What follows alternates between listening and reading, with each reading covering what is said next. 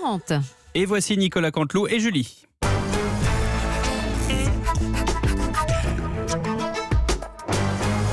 C'est presque de l'info, c'est la rubrique presque de Nicolas Canteloup. On va revenir sur le titre principal de l'actualité avec Nikos quand même. Bien sûr. Salut Julie, salut Pierrot. Salut à tous.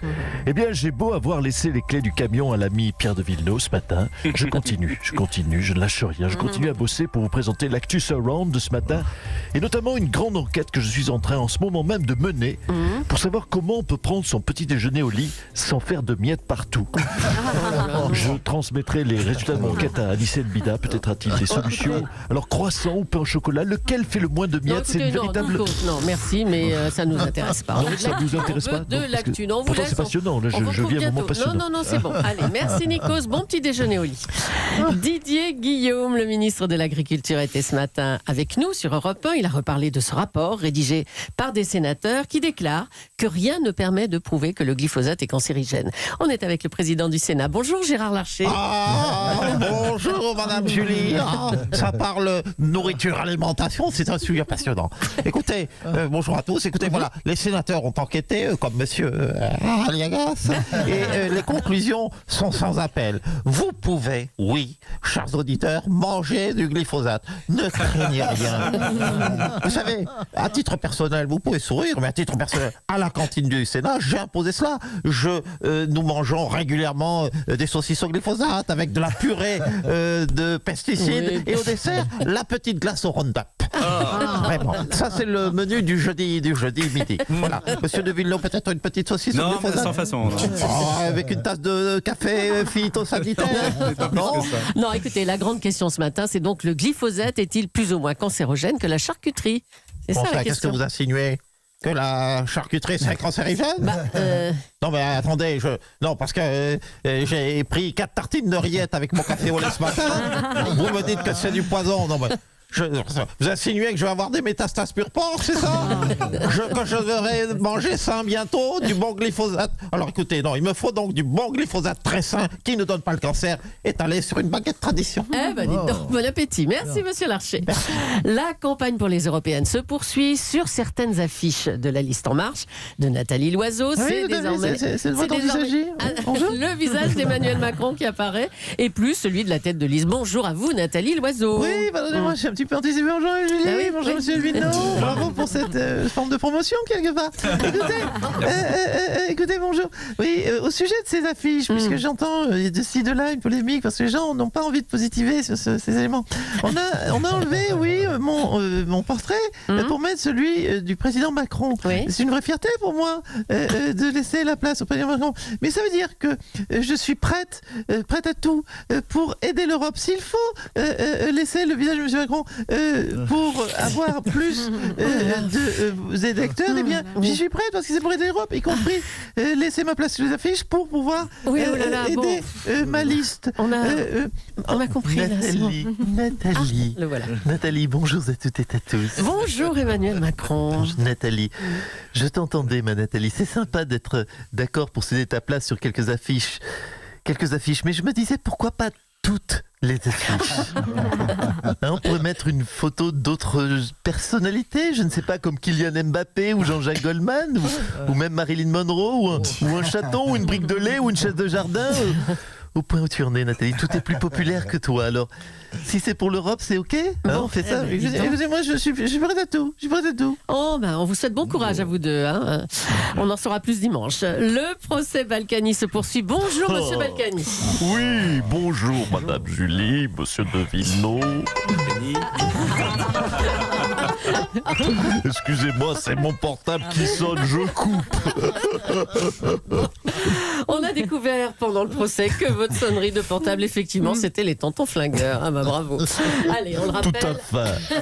Ce procès a démarré à la suite d'une plainte de l'agent général du fisc du département de l'Eure en 2015, l'Eure où vous avez donc ce fameux moulin de Giverny, parce qu'il a vu que votre épouse avait déclaré 127 000 € de revenus et qu'elle en avait pourtant versé 196 000 rien qu'en salaire d'employé de maison. Non, mais on Ça marche sur veut la tout tête. dire, on gagne 127 000, on dépense 196 000. Ça fait un déficit de 69 000 euros. Et on nous accuse, Madame Julie Leclerc, de nous être enrichis, alors qu'on a fait passer le bien-être financier de nos employés avant le nôtre, vous l'avez bien compris.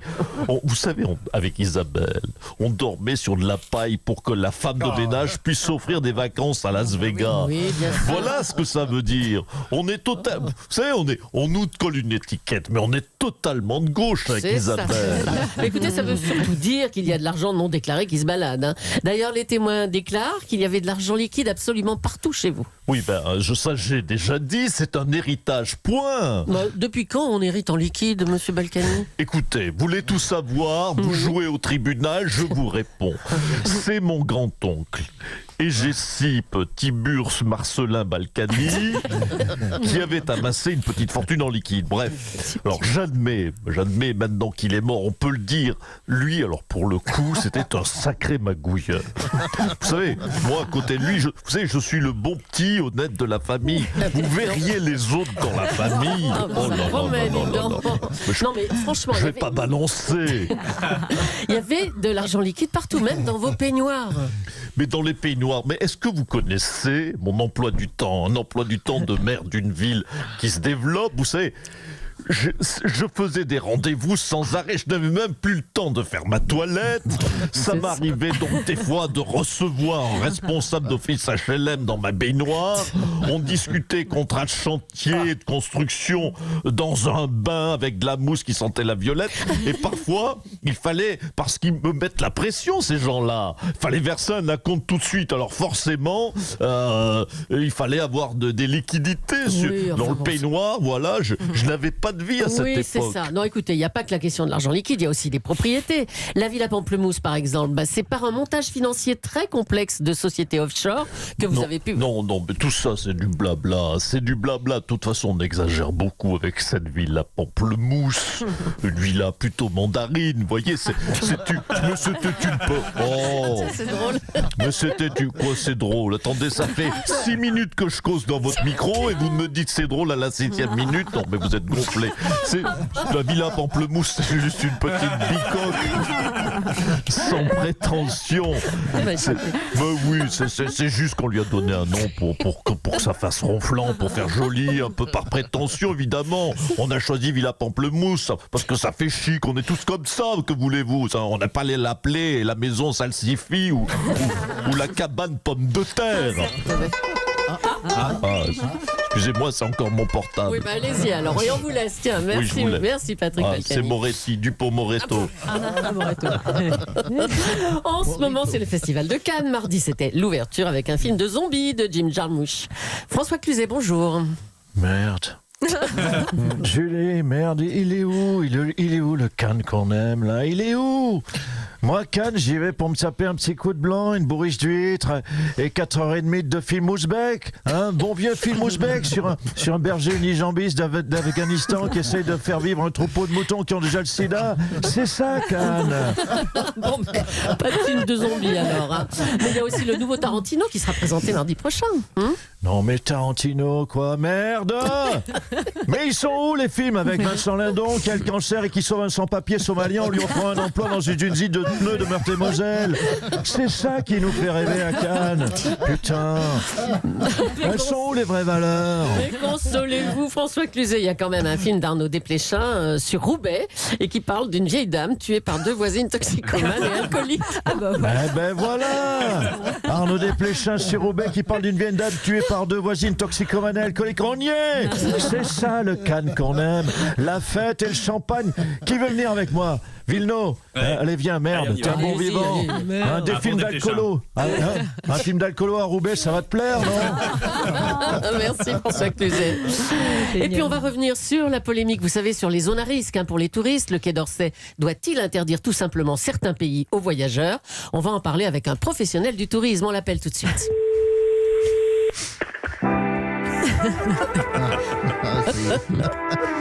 Bonjour et bienvenue aux Hôtels Accor. Les Hôtels Accor sont heureux de vous accueillir dans des complexes luxueux, dans des pays mondiaux, répartis de façon harmonieuse tout autour du globe. Envie de vous reposer, de ne plus avoir les poumons tout oxydés par le mode de vie de l'Occident qui oxyde? Les Hôtels Accor vous proposent un large éventail de destinations exotiques et sans danger, signalées par le Quai d'Orsay. Pour une cure de repos inoubliable, les Hôtels Accor vous offrent un large choix de chambres garanties sans kidnappeurs djihadistes cachés dans les penderies et proposent à la place cintres et penderies pour suspendre vêtements et sous-vêtements. Envie de vous relaxer pendant une excursion tout en pittoresquité? Les Hôtels Accor vous promettent des paysages inoubliables où les ravisseurs extrémistes brillent par leur absence et sont avantageusement remplacés par des monuments antiques et des animaux forestiers amusants et gambadeurs. Envie de rentrer chez vous vous reposer? Les Hôtels Accor vous promettent un retour sans Emmanuel Macron qui vous attend, avec des généraux qui vous font la gueule sur le tarmac de Villacoublay. Alors, à bientôt dans les Hôtels Accor. Merci, c'était Nicolas Canteloup. On remercie Julie aussi et les auteurs Philippe Cavrivière, Laurent Vassilian et Arnaud Demanche.